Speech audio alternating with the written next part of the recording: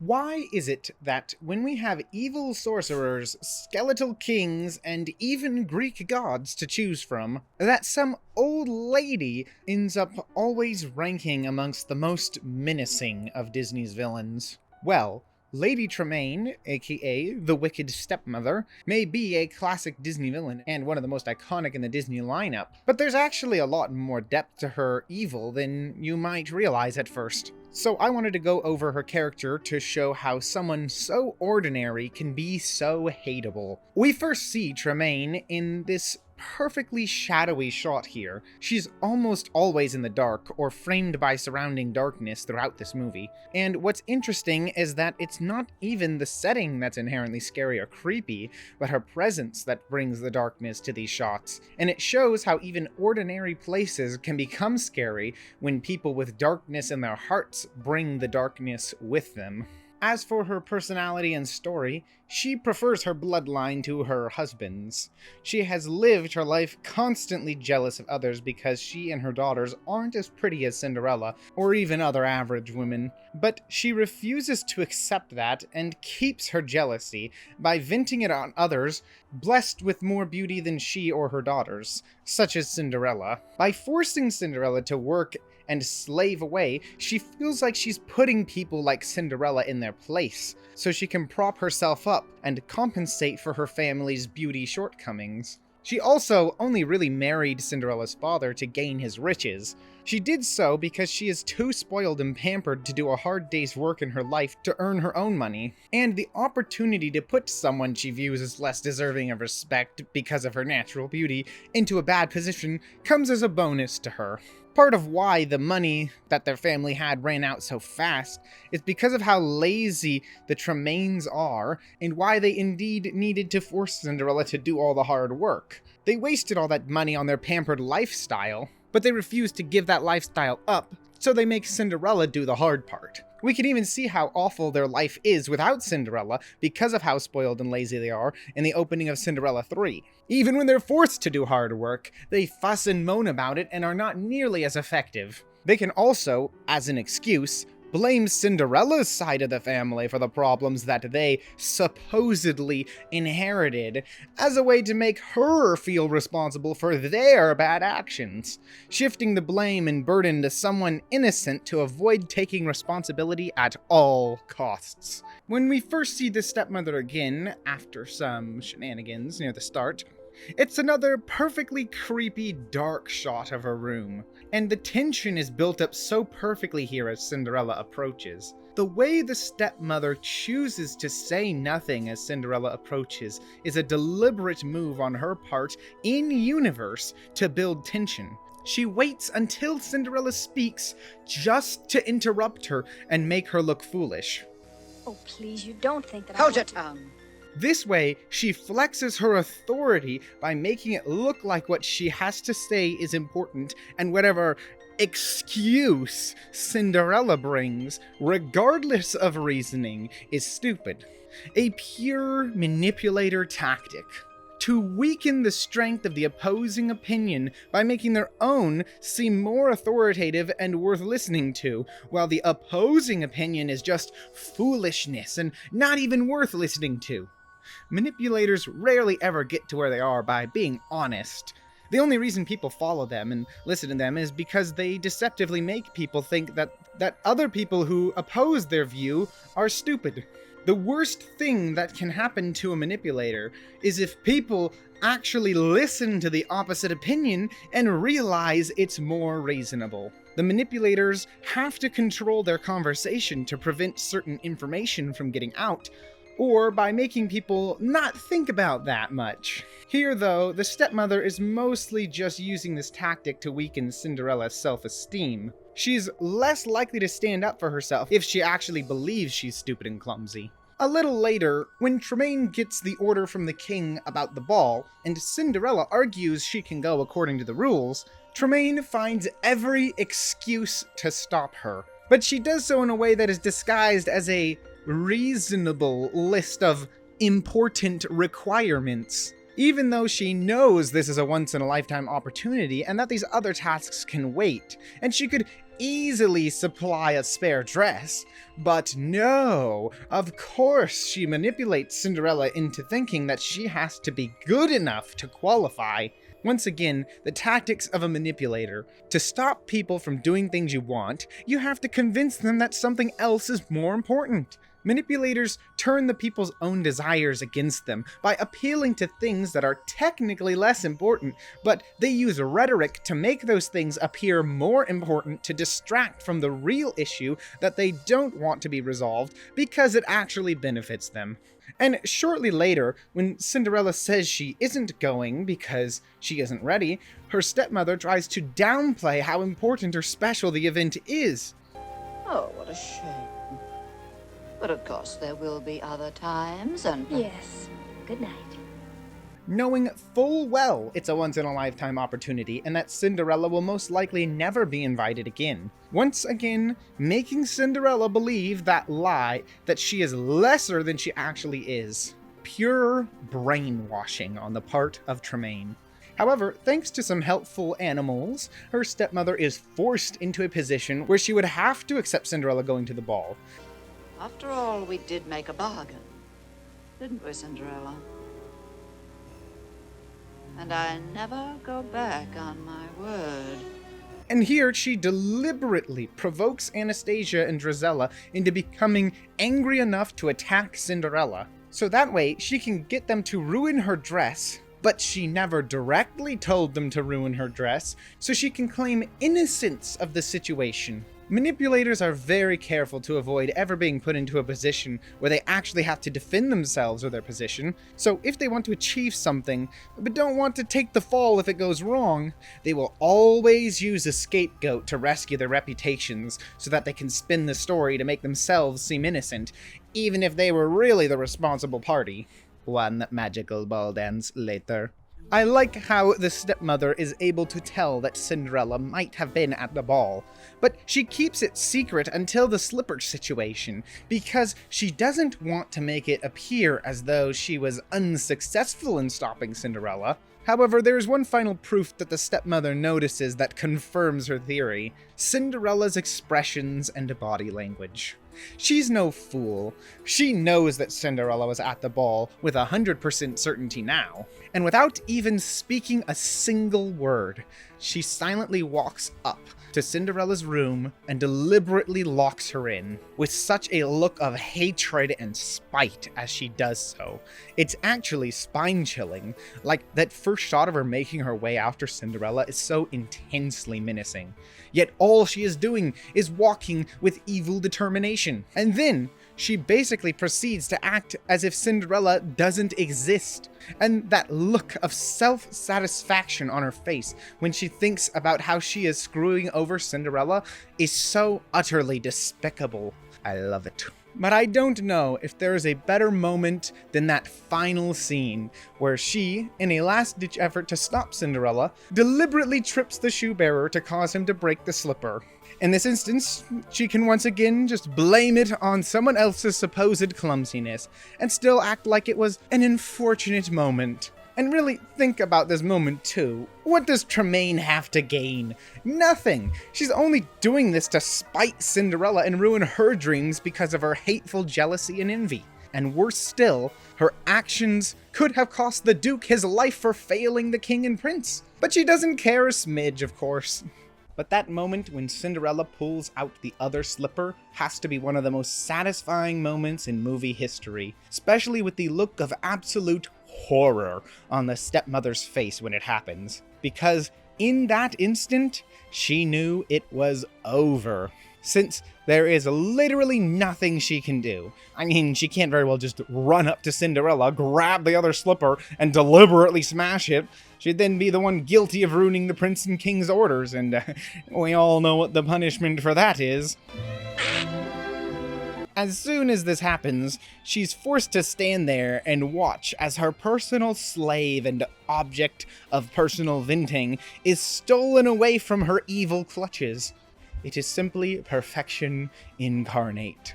And what's more is that up until that point, outside of literal magic from the fairy godmother that she didn't even know about, she has gotten away with everything. So that look of horror is the face of a person breaking as they finally realize what it's like to not get their way.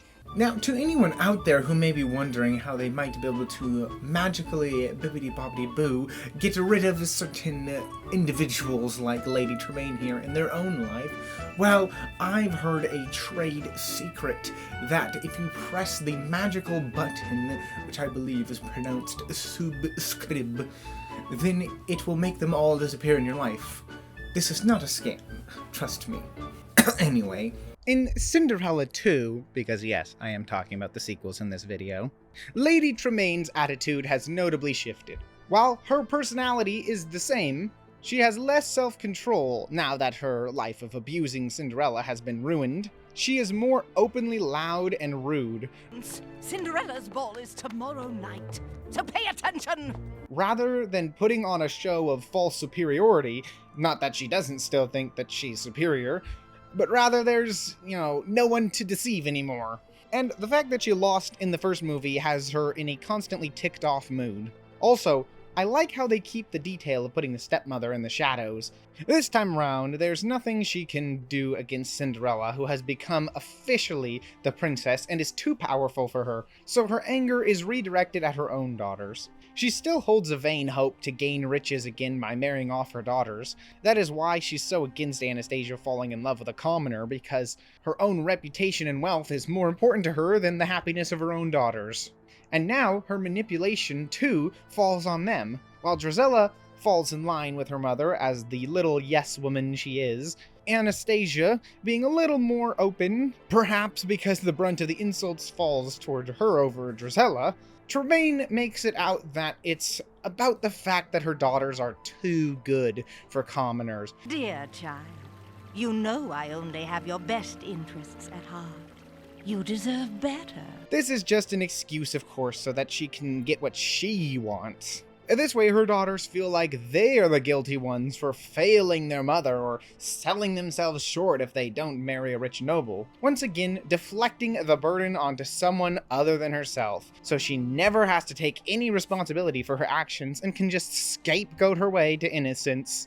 That'd be innocence in quotation marks. And later, when Anastasia has made up her mind and defies her mother, telling her she's wrong, it's the first time anyone has ever really stood up to Tremaine in such a way, directly telling her she is wrong. And it's interesting how she is silent in response, with only a look of hate and anger in her eyes. But because she has, up to this point, almost always gotten what she wanted, except in cases where there was basically nothing she could do, like the fairy godmother or Cinderella's other slipper, she literally doesn't know how to respond to such defiance. Likely her anger is burning inside her, but she tries to compose herself in such a way that hate and anger never quite bubbles out. But I feel this last shot of her perfectly sets up her biggest role yet in the third, and might I say, best Cinderella movie.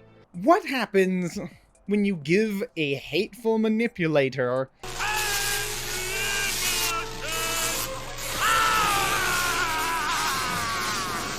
Our troubles are over! A stick. Ooh, let's beat her with it. One of the most fascinating things about the beginning of Cinderella 3 is how Anastasia is back to serving her mother and being jealous of Cinderella. Now, most likely this is just a retcon of Cinderella 2, which, frankly, I'll be honest, I couldn't care less since the second movie is easily the weakest. But if you want to say they are all still canon, then we have to assume that Tremaine bullied her daughter so much that she destroyed her free will to choose and forced her back to how she was, making her into a slave just as she did with Cinderella. Which would actually follow up nicely from the last scene of hers in the second movie, as this is what she's truly like when the mask comes off all the way, her hatred and manipulation off the leash. Probably still was just a retcon and I'm overthinking all this, but yeah. Also worth noting is that Tremaine still refuses to be the one who does any of the necessary work, forcing her daughters to slave away for their poor old mother. Whatever excuse she uses here, it's obvious that she utterly refuses to associate herself with any of the lowly work she forced Cinderella to do. whether because she simply thinks she's above it, or she doesn't want to be seen as admitting defeat in a sense by taking the position of Cinderella, probably both. She tries to maintain her authority and power, even though her sphere of influence has greatly diminished. Now, of course, this is when she gets a hold of the fairy godmother's wand and uses it to turn back time. See, this is why I say this is the best Cinderella movie. Now, it's interesting to note here that she places a big emphasis on revenge. It means power, riches, revenge. She could have just used the wand to make her family rich, move far away, and forget all about Cinderella. But instead, she has become tunnel-visioned, secretly obsessed over her failure in the first movie. She cares more about undoing that failure than she does about the happiness of everyone else in the world, including her own daughters. Undoing her greatest failure is an entirely selfish wish, and something that would require far more effort than magically making riches.